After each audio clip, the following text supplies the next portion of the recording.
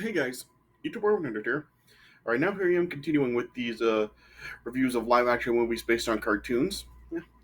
And now for my next review, this is going to be a review for Inspector Gadget. So this movie was released in 1999, and yeah, this was another one that was done by Disney, like Mr. Magoo. Yeah.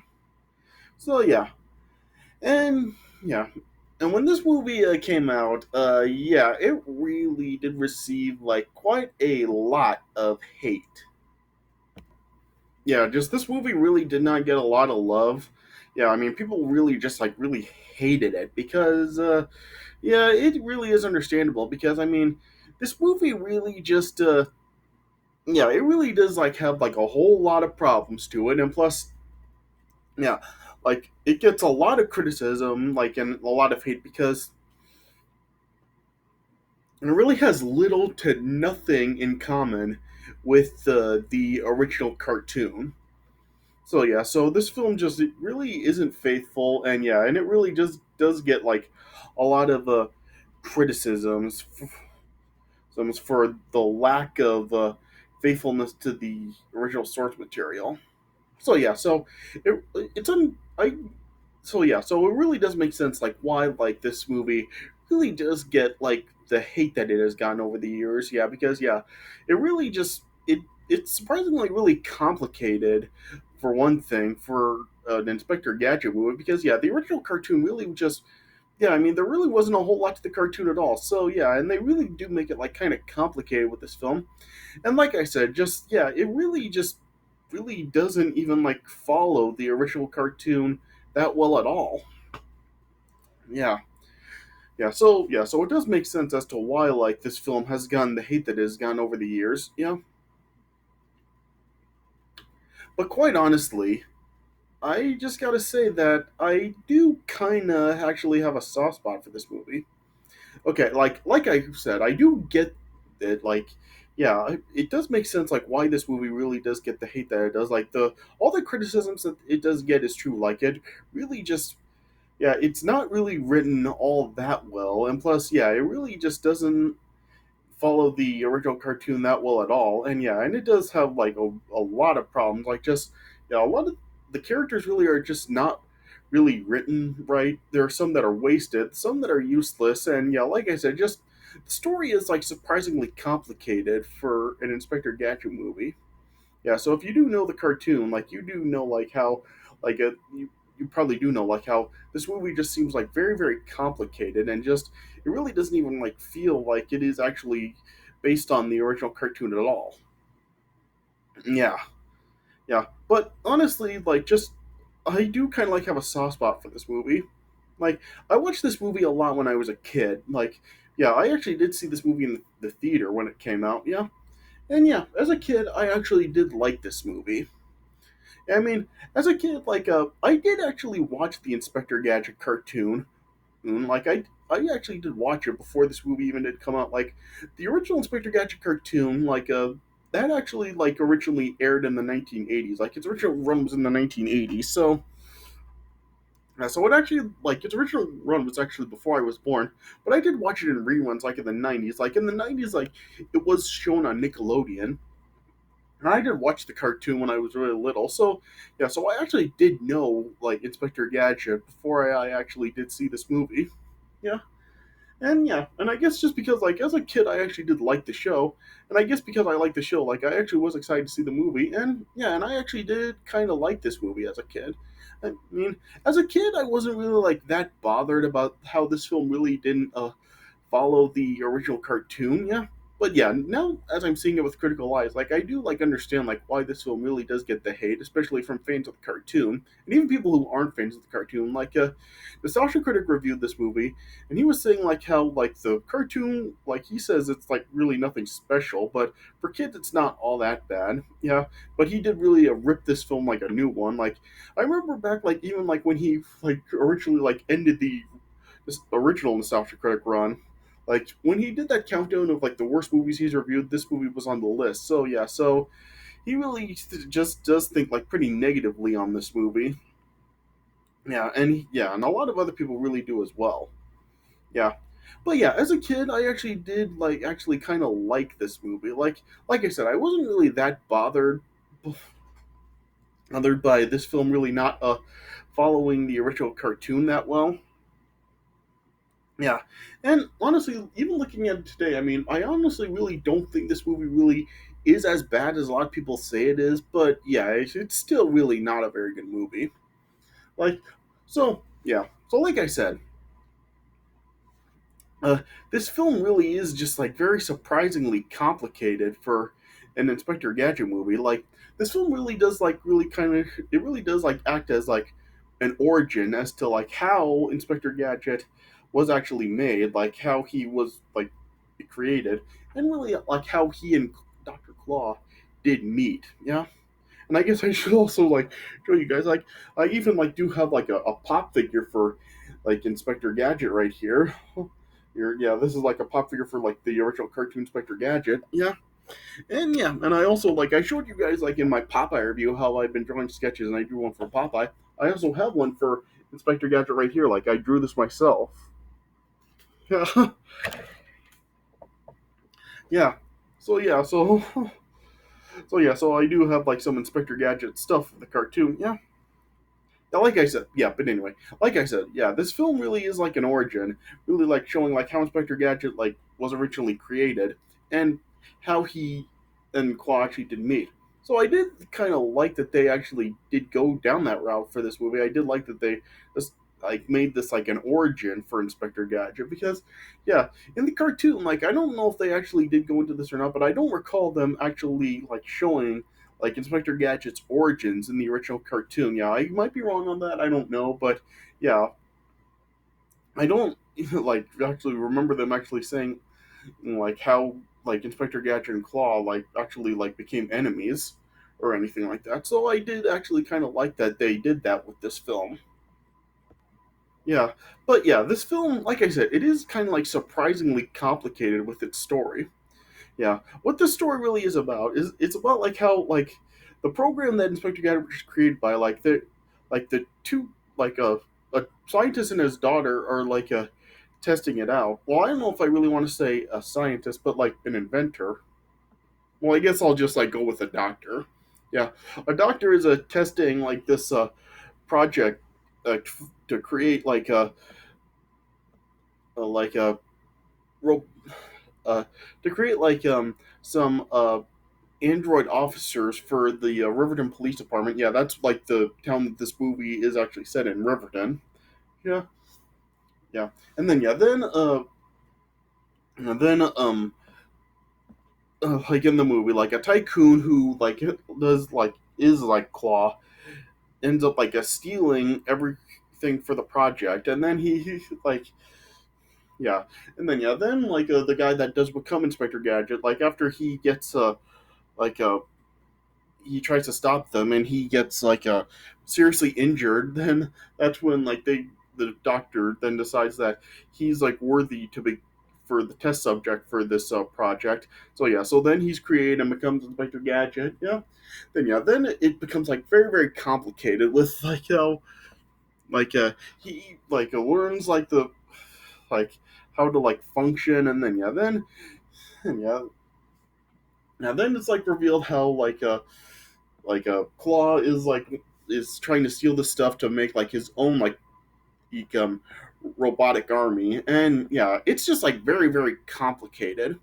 Yeah, so they do kind of treat Inspector Gadget's origin kind of similar to how RoboCop was created. So yeah, but of course it is more family oriented with this movie. Yeah, RoboCop was very brutal and violent, and yeah, this one is really not. Though it is kind of dark for a movie that's really geared to kids, because yeah, in this film a character dies. There's the guy that becomes Inspector Gadget gets seriously injured when he's in the accident that he's in, when he then is reassembled to become Inspector Gadget, and yeah, all this stuff. So yeah, so it is surprisingly kind of dark for a kids movie. Yeah, so I guess that is one thing that maybe a lot of people will also criticize it for, being surprisingly dark for an Inspector Gadget movie. Yeah, so it's just like a very complicated story for this movie. Yeah, but yeah, like I was just talking about earlier, like I do kind of like that this movie really does like make it like an origin for Inspector Gadget and have it show like how he and Claw actually did meet. Yeah.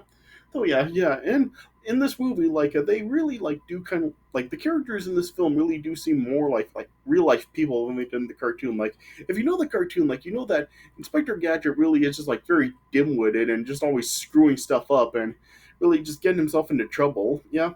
Here in this film, like he is like a more like realistic person. Like he is not really like that. He really does seem like an actual person, yeah. So I do kind of like that they really did make him like a more realistic person in this movie, yeah. And this film does like real does have like a lot of the characters that are known from the cartoon. Like there's of course like Inspector Gadget, there's Penny, Brain, Chief Quimby, and Claw, of course. Yeah, so it does have the characters that are like known from the cartoon. Yeah, though a lot of the yeah they do seem to be wasted, particularly Penny and Brain. Like if you know the cartoon, you know that Penny and Brain are always like kind of just like going behind Inspector Gadget's back and solving crimes for him. Yeah, and in this film, they're pretty much like really wasted. Like they really don't do anything in this movie. Yeah. Yeah, and of course, like one of the biggest criticisms that this movie gets for like not following the cartoon is in this movie, like if you know the cartoon, you know that like a Claw's face was never shown, and he was just like very kept like very mysterious, and you never did see his face. He was a hidden character, and in this movie, yeah, his face is shown all the time in the movie. Yeah, so that's something that like a lot of I think that's like the main criticism that this movie gets for not following the original cartoon is that Claw's face is always shown here. Yeah, and I get it. Like a lot of people like don't like that they did that, but yeah, if you're a little kid and like if you were watching the cartoon, it was something where you were probably wondering like, what does he actually look like? Yeah, and yeah, in this movie, like you do kind of like get an answer for that. Like, what does he look like? And you do see him, and he is basically just like a normal guy in the film. Yeah, and it does also like show like how he actually did get a claw. Yeah, in the film, like he actually does have a claw. I remember in the cartoon, like they showed his arms, and yeah, he didn't actually have a claw. So it really makes you wonder like why he was actually called Doctor Claw. Yeah, but here like it does show that like he does actually have a claw, and it shows like how he actually did get it. Yeah, yeah. So like I said, just I don't really know what else I can really say about it, but yeah, I do understand like why it really does get the hate because yeah, it really doesn't follow the cartoon and the story's very complicated and it really shouldn't be. And yeah, and it just really does like have a lot of problems, particularly because it it like very like oh, oh gosh, it just like is uh it just like really lacks faithfulness to the cartoon, and that is really like where the problems really do lie in the film. So yeah, so that is really like why it does like get a lot of the criticism that it does. Yeah, and so yeah, it does make sense as to why. But yeah, I just kind of do have a soft spot. I guess it's just because I did watch it a lot as a kid, so I do just kind of like have like kind of like a soft spot for it in that sense. Yeah. But yeah, as I am seeing it with critical eyes, like I do understand like why it does get the hate that it does. All right.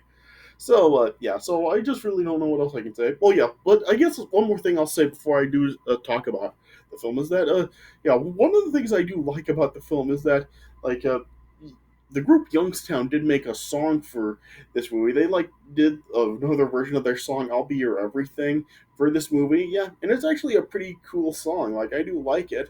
So yeah, so I'll put the music video for this song down in the description, and yeah, you can listen to the song yourself. It is actually like a pretty catchy song. So yeah, so that'll be down in the description. But yeah, Inspector Gadget, yeah, like I said, just I really don't think it is as bad as a lot of people do say it is, but yeah, I do understand like why it does really get the hate that it has gotten. So yeah, so I would probably give this film probably like a 1.75 stars out of 4. All right, so yeah, so I'm already like 15 minutes into this review, so yeah, I'll just get right into it. All right.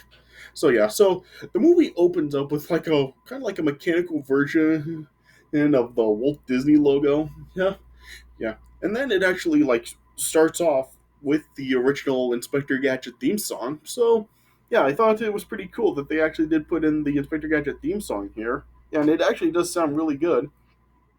It has the same music that dun dun dun dun dun dun dun dun dun dun dun. Dun. Yeah, and it had the good vocals, Inspector Gadget. Dun, dun, dun, dun, dun, dun. Yeah, yeah. And then yeah, when the movie then does like officially start, it shows how like um John Brown, who does eventually become Inspector Gadget, shows that like he really does have dreams of becoming an actual cop. Yeah, and yeah, and as the movie starts, it does show how he is a like a working as a security guard for the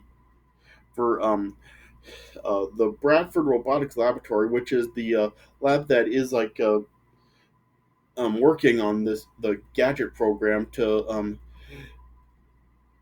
add android officers to the Riverton Police Department. Yeah, yeah, and it yeah, and it shows how Artemis Bradford, who's played by Renee Auberjonas, and his daughter Brenda, played by Jolie Fisher, are like working on it, and then yeah, and it shows how they're testing it out on a robotic foot, and yeah, at first like their experiments aren't really working, but then they do eventually get it to actually move. Yeah, yeah.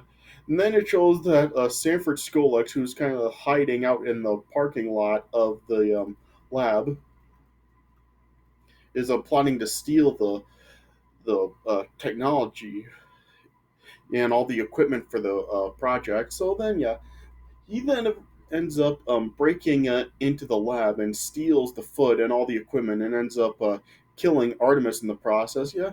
Then eventually, John and Brenda then arrive to the lab and they see the carnage and Artemis's body. Yeah. And then John vows to Brenda that he will find who's responsible and justice will be served.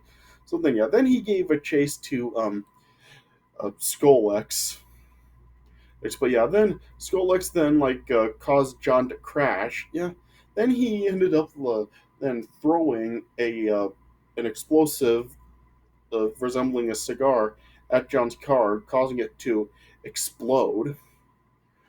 Oh yeah, but then after in the explosion, then a bowling ball from John's car then ended up being launched in the air and then landed right on Skolex's left hand, crushing it. Yeah, yeah. Yeah. Then the following day, as John was in the hospital, then like Brenda then like saw that John would be the right choice for or the first test subject for the Gadget program. So then, yeah, so then and Mayor Wilson, who was played by Sherry O'Terry, who was an original character for this film, along with the police chief Quimby, who's played by Dabney Coleman in this film, then approve of Brenda's decision. So yeah, so then yeah, John then ended up being transformed into a cyborg. Yeah. Then at Skolex's lab, then he then received like then a claw was then put in placement of his left hand. Though yeah, so it is kind of like questionable how he's able to control it because it shows how like he's able to open it and close it and it can move around and all this stuff. So yeah, it's not really like really established how he's actually able to control it. Yeah, but then yeah, then Skolex then chose to then uh just name himself will give himself the Elias Claw. Yeah, and I yeah, and in this movie he's played by Rupert Everett, which is a pretty unusual choice. Yeah, and I'm not really sure if that was actually good casting or not. Yeah, yeah. And then as he was then trying to test out the equipment for himself, yeah, it showed that like it, it wasn't really working, and then he realized that something was left behind when he stole the equipment. Yeah. Then eventually John woke up, and yeah, and I didn't even mention how John Brown or Gadget in the film is played by Matthew Broderick. Yeah. Yeah. And then he woke up, and then saw like how he was like changed. He saw like there was a bunch of stuff like coming from his fingers. Yeah. Then he eventually came across Brenda, and Brenda explained to him the situation, and yeah, then just gave him like an orientation of like what he is now and how he's like powered by a processor chip. Yeah. And then yeah, then she also like gave him like the trademark Inspector Gadget suit, which like was mainly consisted of like a brown trench coat and a fedora hat. Yeah, yeah. Then she just told him that like if he wants to operate any of the gadgets that have been implanted into him, just say "Go Gadget" and name the device. Yeah. And of course, then like this movie like is known for like having this bit where like he like tested out like his gadgets, like calling for oil slick, but yeah, a hose like emerged from his wrist, and it just like shot out shot out a whole bunch of toothpaste. Yeah, and this has really just become like a known bit from this movie how he says oil slick and toothpaste comes out. Yeah, yeah. Then she eventually also ended up giving him a his own robotic car known as the Gadget Mobile, which also has a chatty AI. And yeah, and the Gadget Mobile is voiced by D.L. Hewley. Yeah, and D.L. and then yeah, then the Gadget Mobile then helped him like stop like apprehend two criminals that escaped from prison. Yeah, so then yeah, then the following day, then Inspector Gadget was then like officially inducted into the police department at a gala event. Yeah, yeah. And then when Skolix found out that John was still alive, then he then also attended the gala event. But yeah, and then he approached Brenda, and it turned out that they know each other because they actually attended Harvard together. Yeah. Then yeah, then Skolix was just talking to Brenda. He asked her what she was planning to do now that she's completed the Gadget program, and he offered her a job to work with him at his laboratory, Skolix Industries. Yeah, yeah. Yeah, and and then yeah, but John was just like kind of skeptical about it because like he didn't wasn't even like certain if Brenda was is even like had even actually like worked out all the bugs for the rest of the Gadget program. Yeah,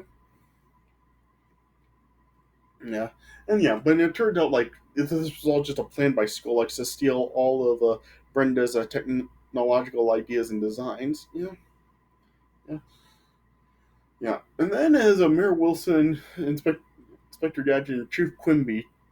He then just took some photos for the press with the police department.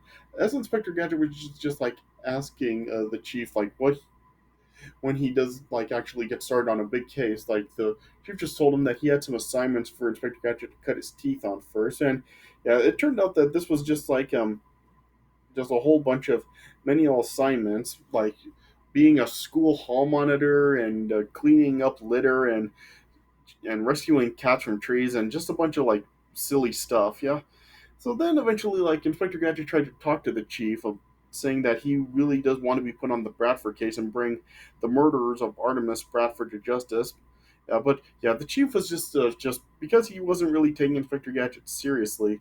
He was just like telling him that this case does require like real police work, and Inspector Gadget is really just a publicity stunt and not a real policeman. Yeah.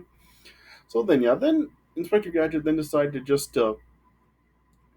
investigate the case on his own. So then, yeah, then he like looked at the paperwork for the case and found like a piece of scrap metal that he was investigating, and then it showed that like there was an SI imprinted on the scrap metal. Yeah, yeah.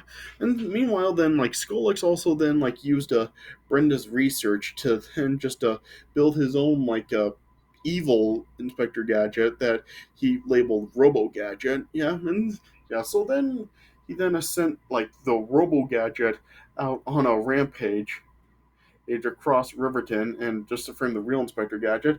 And Matthew Broderick's performance as the Robo Gadget, like it is just, it is absolutely awful. Like seriously, like acting like a zombie, like it doesn't even attempt to actually pose as the real gadget. Like you can tell, like it's just like it's not even the same. it's not even the real Inspector Gadget. Like, and how are the town like fooled that this is Inspector Gadget? Like, just it's absolutely stupid. Yeah. Then yeah, then as the real Inspector Gadget was like trying to figure out like what the SI then stood for, he then eventually like figured out that it stood for Skolex Industries. Yeah. So then yeah, then upon like finding out that Skolex was indeed responsible for the stealing the foot and murdering Dr. Bradford. Then he then and infiltrated Skolex's lab to recover the foot, and then yeah, then as he then like as he was like going like to infiltrate the lab, then he was just telling Brenda that like Skolex was a liar and a thief, pretty much like telling her that Skolex was responsible for all this. Yeah, and then Brenda then also then eventually like I came across like her own robotic doppelganger. Yeah, and then yeah, then the Robo Brenda then just like told Brenda that Skolex did indeed steal the foot. But so yeah, then Brenda then did figure out that Skolex was the one behind the murder of her father. Yeah. Then yeah, then Inspector Gadget then like attempted to retrieve the foot from Skolex, but ended up getting caught by Skolex and his henchmen. Yeah. Yeah. Then yeah, then Skolex then like just showed Inspector Gadget how the Robo Gadget is now like infiltrating the streets and everything, and yeah, Skolex just told Inspector Gadget his plan, and then just removed the chip from Inspector Gadget and destroyed it. Yeah, seemingly destroying Inspector Gadget. Yeah, yeah. Then eventually, then Brenda met up with Penny, and in this film, Penny is played by Michelle Trachtenberg, aka Harriet the Spy. Yeah, and so then they then went to try to find Inspector Gadget, and then they eventually then did find him seemingly lifeless in a junkyard. Yeah. Then Brendan then discovered that the chip was removed, but Penny then just like said how he doesn't her uncle doesn't need the chip and he has hard to live on his own. Yeah. Then yeah, then he then like then John's body then started to function again, and then he eventually then woke up, and then Penny and Brenda discovered that he didn't need the chip to live. Yeah. Yeah. So then then John, Brenda, the, and the Gadgetmobile then gave chase to Skullhex. First, they dropped Penny and Brain off at home, and then gave chase to the Skullhex. Yeah, then eventually, then a fight broke out between John and Robo Gadget, and then they ended up like fighting on a bridge. Yeah, and yeah, then then the Robo Gadget was then just like beating up up John, and then eventually John then just fought him off, and then then eventually John defeated the Robo Gadget by removing Robo Gadget's head, and then just throwing it off the bridge into the water. Yeah. Then meanwhile, then Brenda then like tried to attack Skolex, catching up with him. Yeah, but then he just took Brenda prisoner, and then went up to the roof of his building. Yeah, and Gadgetmobile informed John of it, and so then John then like went up to the top of the building as a Skolex was attempting to escape in a helicopter. Yeah, and then Skolex then tried to attack John again, but yeah, and then he just like picked John up by his coat by one of the feet of the helicopters. Yeah, then John then just used a he just used an improvised weapon, which was just like the lead of a pen, and to damage Skolex's claw, and then Brenda was able to escape from the helicopter, and then as John and Brenda were falling down to the ground, then yeah. John Inspector Gadget then was able to use a parasol to land safely. And then yeah, then Skolix then also parachuted down, but then landed in the Gadget Mobile, and then Gadget Mobile then captured Skolix. And then as the police arrived, Penny then just informed the Chief Quimby about like what Skolix's plans were, and he created an evil version of Inspector Gadget, and her uncle is innocent. Yeah, and then yeah, then Skolix's henchman Sykes then did confirm that Penny was indeed telling the truth, and who then saw the error of his way. So yeah, he surrendered and handed the foot over to the chief, and then yeah, then Skolix was arrested, and then yeah, then the chief was fully accepted of Gadget into the police department and saluted him. Yeah, then as John and Brenda were walking off, Skolix then just said, "I'll get you next time, Gadget." Yeah. Then the movie just ended with Inspector Gadget and Brenda like outside of John's house sitting on a bench, and then like a fireworks rocket then just was a blasting around the house and then yeah, until like Gadget Mobile chasing after a beetle car, or and then yeah, then it just showed like fireworks like blasting in the sky, which included the Inspector Gadget logo, and that's how the movie ended. Yeah.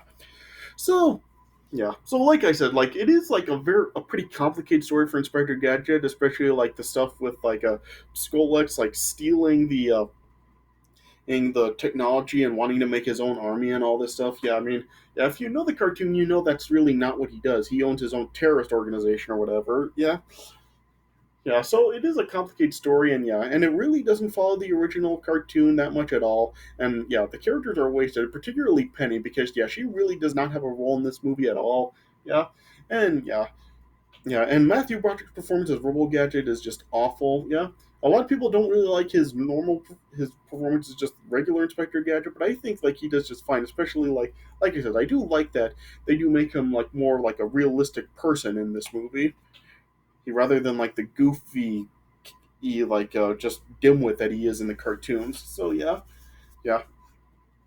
so it really does have like a whole ton of problems in it. So yeah, it does make sense as to why people really do hate it. But yeah, like I said, I do kind of have a soft spot for this movie, yeah, and I do like that it does at least like tell like an origin of Inspector Gadget. So yeah, there are some things I do like about the movie. So while I can't really say that it is a good movie, like it is bad and it does have like a whole ton of problems with it. I it is probably one that I do like see myself still like watching quite a lot. So yeah, so while it is a bad movie, like I said, I do still kind of like have a soft spot for it. I guess it really is just like for nostalgic value because I watched this movie a lot as a kid. So yeah, I can't really say that that really does make it like a good movie, but I don't really like see it as the atrocity that a lot of other people do. So yeah, so I don't know. It's kind of like a strange verdict for this film for me, but yeah, it really is just I guess from nostalgic value. So yeah, so while it is like admittedly a bad movie, there I still do like kind of like have a soft spot for it, and I did kind of like have some enjoyment for it. So yeah, but yeah, this is just like my take on it. Like I know there are a lot of people that are really gonna hate on this movie, and totally understandable. But me personally, like I just don't really see it as like the huge atrocity that a lot of other people see it as. Yeah. So like I said, I give it a 1.75 stars out of 4. All right. So I don't really know what else I can really say about it. If I continue to talk about it, this review will probably go on for like an hour, and I really don't want that. Yeah. So I guess this is all I can really say about it. All right, so yeah, so this is from my review of Inspector Gadget. So I hope you guys did enjoy this review. I know this was like kind of like an unorthodox review, but yeah, I was just like really trying to talk about this film as well as I could while kind of like giving my honest thoughts about it. All right, yeah, but I hope you guys did enjoy this review. Yeah, all right, yeah, and of course, like 4 years later, this movie did end up spawning a sequel. Yeah, and it is like very different in tone from this one. What are my thoughts on that one? Well, tune in next time to find out. Next up, I'll be talking about Inspector Gadget 2, so stay tuned for that coming up next. All right, but I hope you guys did enjoy this review. So thanks for watching, and I'll see you guys later.